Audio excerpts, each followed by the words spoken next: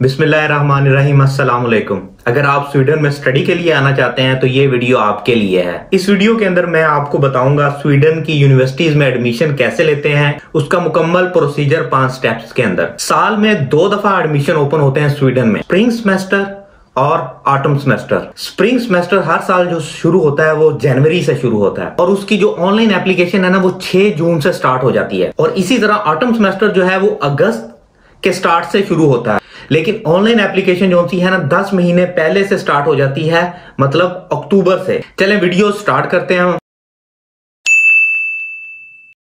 सबसे पहले तो आपने HEC से अपनी डिग्री और ट्रांसक्रिप्ट बैचलर की वो टेस्ट करवानी है। मैट्रिक और FSC के जो सर्टिफिकेट हैं वो आपने IBCC से अटेस्ट करवाने हैं।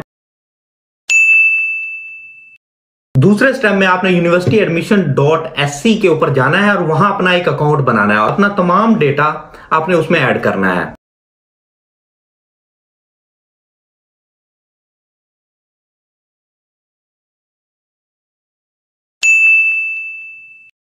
अच्छा, इस स्टेप के अंदर आपने अपने जो तमाम डॉक्यूमेंट जो आपने टेस्ट करवाए हुए हैं वो अपलोड कर देने हैं www.universityadmission.sc के ऊपर। वो डॉक्यूमेंट्स कौन से हैं? टेस्टेड डिग्री आपने अपलोड करनी है, टेस्टेड ट्रांसक्रिप्ट विद ग्रेड आपने वो अपलोड करनी है, इंग्लिश प्रोफिशिएंसी लेटर या आइल्स की कॉपी आपने इस पे अपलोड करनी है। इसके अलावा जो आपका कोई एक्स्ट्रा कुछ डॉक्यूमेंट है जो सपोर्ट कर सकता है आपके एडमिशन के लिए, वो भी आपने अपलोड करना है। और लास्ट में आपने अपने पासपोर्ट की फोटोकॉपी उस पे अपलोड कर देनी है।